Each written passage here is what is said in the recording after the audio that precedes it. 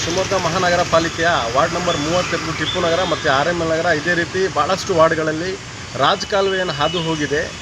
ಅದರಲ್ಲಿ 1 ವರ್ಷದಿಂದ ಸತತವಾಗಿ ನಾವು ಮೆಮೊರಂಡಮ್ ಕೊಟ್ಟು ಮತ್ತು ಇಲ್ಲಿ ಬಂದು ಮಹಾನಗರ ಪಾಲಿಕೆ ಆಯುಕ್ತರಿಗೆ ಭೇಟಿಯಾಗಿ ಹೇಳಿದರೂ ಕೂಡ ಅಲ್ಲೇನು ಕ್ಲೀನಿಂಗು ಮತ್ತು ಹೂಳು ತೆಗೆಯೋ ಕೆಲಸ ಆಗಿಲ್ಲ. ಹಾಗಾಗಿ ಮೊನ್ನೆ ಏನು ರಾತ್ರಿ ಧಾರಾಕಾರ ಮಳೆ ಸುರಿತು, 1 ಗಂಟೆ ಇಲ್ಲ 2 ಗಂಟೆ ಸುರಿದ್ರೆ ಮಳೆ ಎಲ್ಲ ಕೊಳಚೆ ನೀರು ಚರಂಡಿಗಳಿಂದ ಹರಿದು ಹೋಗಿ ಮನೆಗಳಲ್ಲಿ ನುಗ್ಗಿ ಭಾಳಷ್ಟು ಅವಾಂತರ ಸೃಷ್ಟಿ ಆಗ್ತಾ ಇದೆ. ಮತ್ತು ಅದರಲ್ಲಿ ಭಾಳಷ್ಟು ಲಕ್ಷಾಂತರ ಮೌಲ್ಯದ ಒಂದು ಹಾನಿಗಳು ಜನರಿಗೆ ಉಂಟಾಗ್ತಾ ಇದೆ. ಇದನ್ನು ಈ ಹಾನಿಯನ್ನು ಉಂಟಾಗುವಂತಹ ಮುಖ್ಯ ಕಾರಣ ಯಾರು ಅಂತ ಹೇಳಿದರೆ ಮಹಾನಗರ ಪಾಲಿಕೆ ಮತ್ತು ಇಲ್ಲಿನ ಆಯುಕ್ತರು ಮತ್ತು ಇಲ್ಲಿನ ಏನು ನಿರ್ಲಕ್ಷ್ಯ ವಹಿಸಿದಂತಹ ಇಲ್ಲಿನ ಆಫೀಸರ್ಸ್ಗಳು. ಇವ್ರಿಗೇನು ಕೆಲಸ? ಜನರ ತೆರಿಗೆ ಹಣದಿಂದ ಸಂಬಳ ತಗೊಳ್ಳುವಂತಹ ಇವರು, ಜನರ ಸೇವೆಗಾಗಿ ಇರುವಂತಹ ಇವರು ಬಂದು ವಾರ್ಡ್ಗಳಲ್ಲಿ ಏನಾಗ್ತಾ ಇದೆ, ಏನು ಸಮಸ್ಯೆ ಇದೆ ಅಂತ ಹೇಳಿ ನೋಡೋದು ಬಿಟ್ಟು ಇಲ್ಲಿ ಕುತ್ಕೊಂಡು ಭಾಳಷ್ಟು ಭ್ರಷ್ಟಾಚಾರ ಆಗ್ತಾ ಇದೆ ಇಲ್ಲಿ. ಅದನ್ನು ಅವರು ಮಾಡ್ಕೊತ ಹೋಗ್ತಾ ಇದ್ದಾರೆ. ಜನರ ಸಮಸ್ಯೆ ಬಗ್ಗೆ ಇವರಿಗೆ ಕಾಳಜಿ ಇಲ್ಲ.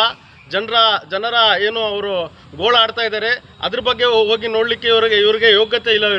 ಇಂಥವರಿಗೆ ಇಲ್ಲಿ ಮಹಾನಗರ ಪಾಲಿಕೆಯ ಒಂದು ಆಫೀಸರ್ಗಳಾಗಿ ಇಟ್ಕೊಂಡು ಇವರು ಕೆಲಸ ನಿರ್ವಹಿಸ್ತಾ ಇದ್ದಾರೆ.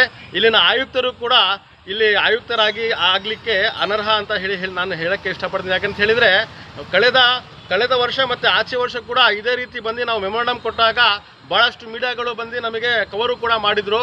ಆವಾಗ ನಾನು ಹೇಳಿದ್ದೆ, 4-5 ವಾರ್ಡ್ಗಳಲ್ಲಿ ಹಾದು ಹೋಗಿರುವಂತಹ ಏನು ರಾಜಕಾಲುವೆ ಇದೆ ಅಲ್ಲಿಂದ ಭಾಳಷ್ಟು ಸಮಸ್ಯೆಗಳು ಉಂಟಾಗ್ತಾ ಇದೆ.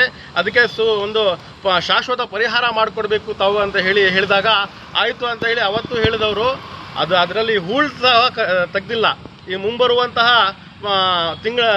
ಮುಂಬರುವಂತಹ ಮಳೆಗಾಲದ ತಿಂಗಳುಗಳಲ್ಲಿ ಈ ಹೂಳು ತೆಗೆಯಲ್ಲ, ಎಂತ ತೆಗೆಯಲ್ಲ. ಅದೇ ರೀತಿ ಪದೇ ಜನರ ಒಂದು ಸಮಸ್ಯೆಗಳು ಹೆಚ್ಚಾಗ್ತಾ ಇರ್ತವೆ. ಚರಂಡಿ ನೀರು ಮನೆಗಳಿಗೆ ನುಗ್ತಾ ಇರ್ತವೆ ಮತ್ತು ಲಕ್ಷಾಂತರ ಮೌಲ್ಯದ ಹಾನಿಗೆ ಒಳಗಾಗಿ ಜನರು ಸತ್ತೋಗ್ಬಿಡ್ತಾರೆ. ಅಂತಹ ಒಂದು ಪರಿಸ್ಥಿತಿಯಲ್ಲಿ ವಾರ್ಡ್ ನಂಬರ್ 32 ಟಿಪ್ಪು ನಗರ ಮತ್ತು RML ನಗರ, ಅದೇ ರೀತಿ ವಾರ್ಡ್ ನಂಬರ್ 25 JP ನಗರದಲ್ಲಿ ಇಂಥ ಒಂದು ಪರಿಸ್ಥಿತಿ ನಿರ್ಮಾಣವಾಗ್ತಾ ಇದೆ.